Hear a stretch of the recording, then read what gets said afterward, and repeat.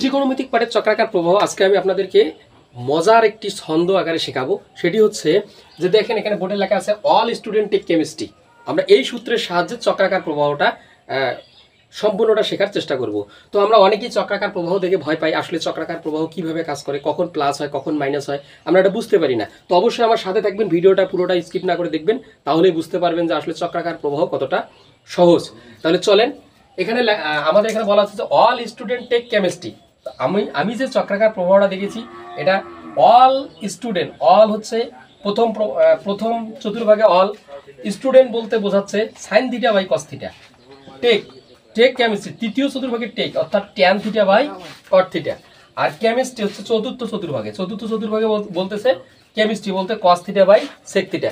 তো এই একটা সূত্রের দ্বারা আমরা কোন চতুর্ভাগে কে বসতেছে আমরা সহজে মনে রাখতে পারতেছি, সেটা হচ্ছে all student take chemistry, all student take chemistry. এখানে আর একটি সূত্র আমি যদি অ্যাড করে দিই সেটা হচ্ছে নিজের ঘরে নিজে ধনী অন্যের ঘরে গরিব। আমাদের এই সূত্রটা মনে রাখতে হবে। নিজের ঘরে নিজে ধনী বলতে দেখেন সাইন আর কোসেকের ঘর হচ্ছে এটা, এর ঘরে এরা সর্বদাই প্লাস, কিন্তু অন্যের ঘরে গেলে এরা কি হবে মাইনাস। আবার এই জায়গায় অলের ঘরে সবাই প্লাস সবাই মাইনাস, অলের ঘরে যারা আছে সবাই প্লাস হবে সবাই মাইনাস হবে। তাহলে আমাদের সূত্রটা কি হচ্ছে যে নিজের ঘরে নিজে ধনী অন্যের ঘরে গরিব। তাহলে দেখেন যখন সাইন থিটা আমাদের সাইনের মান এখানে পড়বে তখন প্লাস, যখন কোসেকের মান এখানে পড়বে তখন প্লাস, কিন্তু যদি এই ঘরে সাইনের মান আসে তাহলে কিন্তু মাইনাস হবে, কারণ সে নিজের ঘরে পড়লো না অন্যের ঘরে পড়লো। সূত্র আমাদের বলতেছে নিজের ঘরে নিজে ধনী অন্যের ঘরে গরিব। তাহলে দেখেন যদি ট্যানের মান আমাদের এখানে না আসে এখানে আসে তাহলে কিন্তু মাইনাস হবে, কিন্তু সব যদি আবার অলের ঘরে যায় তাহলে সর্বদাই প্লাস হবে। আমাদের এটুকু মনে রাখতে হবে। আর দুটি যে সূত্র রয়েছে আমার এখানে দেখতে পাচ্ছি যে 90 গুণন জোড়া সংখ্যা প্লাস মাইনাস থিটা হলে পরিবর্তিত হবে। আমাদের মনে রাখতে হবে 90-এর সাথে যদি আমরা জোড়া সংখ্যা পাই তাহলে পরিবর্তন ঘটবে না, মানে ট্যান থিটা থাকলে ট্যান থিটাই হবে, সাইন থিটা থাকলে সাইন থিটাই হবে। কিন্তু যদি 90-এর সাথে বিজোড়া সংখ্যা আমরা বাইর করতে পারি বা থাকে তাহলে সেক্ষেত্রে পরিবর্তন ঘটবে। সেক্ষেত্রে সাইন থাকলে পরিবর্তিত হবে কস হবে, তাহলে ট্যান থাকলে কট হবে, এইভাবে আমরা পরিবর্তন ঘটাবো। তো চলেন আমরা দুই একটা উদাহরণের মাধ্যমে বিষয়টা আরো ক্লিয়ার হয়ে যায়। সেটা হচ্ছে প্রথমের আমরা একটা দেখতে পাচ্ছি যে সাইন 945 ডিগ্রি। যদি আমরা এটা হিসাব করি সাইন 945 ডিগ্রি লিখবো সাইন, এখন 90 দিয়ে জাস্ট এটাকে আমরা ভাগ দেব, 90 দিয়ে ভাগ দিলে 10 পয়েন্ট সামথিং হবে। তাহলে আমরা লিখতে পারি 90 গুণন 10, মানে 90 গুণন 10 মানে 900 যোগ, তাহলে অবশিষ্ট কত থাকলো 45। তাহলে আমরা এইটাকে এইভাবে লিখতে পারতেছি যে সাইন 945 ডিগ্রি মানে 90 গুণন 10 900 যোগ 45 945। তাহলে এইবার আমাদের এর মানটা পরিবর্তন ঘটবে কিনা, তো আমাদের দেখেন 1 নম্বর সূত্রটা আছে জোড়া হলে পরিবর্তন ঘটে না।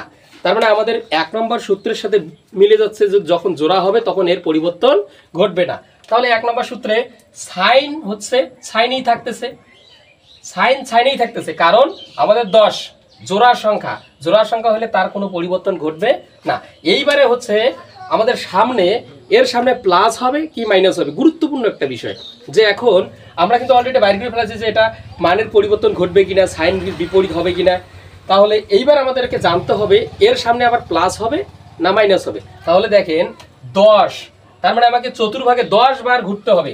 ওইখান থেকে যদি 1 2 3 4 5 6 7 8 9 10, তাহলে আমি কি 10-এ কোথায় থামলাম, এই যে ট্যানের ঘরে এসে থামলাম। এখন ট্যানের ঘরে থামার পরে দেখে অবশিষ্ট আমাদের কত রয়েছে, আমি কিন্তু এই ঘরে আসি থামছি। দেখেন আমাদের কথা ছিল নিজের ঘরে নিজে ধনী, নিজে সাইনের ঘর কোনটা, এটা সাইন কিন্তু এখানে থাকতে পারে নাই, সাইন কিন্তু এখানে আসছে। তাহলে এখন তার সাথে আবার কত প্লাস 45 ডিগ্রি, তার মানে প্লাস 45 মানে একটু অতিক্রম করবে নিশ্চয়ই এখানে আসবে, তার মানে সে কিন্তু কসের ঘরে চলে গেছে। তার মানে কি অন্যের ঘরে গেলে কি হবে, অন্যের ঘরে গেলে গরিব হবে, ঋণাত্মক হবে, সামনে মাইনাস হবে মাইনাস 45 ডিগ্রি। তার মানে আমরা বলতে পারি সাইন 945 ডিগ্রি সমান সমান মাইনাস সাইন 45 ডিগ্রি 3690 ডিগ্রি। এর ক্ষেত্রে আমাদের চক্রাকার প্রবাহের মানের কি পরিবর্তন ঘটবে বা কি হবে। তাহলে দেখেন এখানে বলা আছে সাইন, তাহলে আমি লিখবো সাইন, এটাকে যদি আমরা ডিভিশন করে ভাগ করি, যেহেতু এটা অনেক বড় সংখ্যা তাহলে চক্রাকার প্রবাহের আমরা যে কোনো একটা অনুপাতিক দিয়ে এটাকে ভাগ করে দেখতে পারি। আমি যদি 360 দিয়ে ভাগ দেই তাহলে 360 গুণন 10, তার মানে হচ্ছে 3600 আমার এক্সট্রা থাকতেছে কত 90 ডিগ্রি। তাহলে দেখেন সাইন এই 3690কে আমরা এইভাবে ভাগ করে দেখতে পারি। তাহলে এবারে 360 ডিগ্রিকে কয়বার ঘুরতে হবে 10 বার। তাই আমরা সূত্র অলরেডি জানি, জোড়া সংখ্যা হলে মানের কোনো পরিবর্তন, অনুপাতিক কোনো পরিবর্তন ঘটবে না, তাহলে সাইনই হবে। এখন ঘটনা হচ্ছে যে সামনে প্লাস হবে না মাইনাস হবে, এই বিষয়টা আমরা কিভাবে বুঝবো?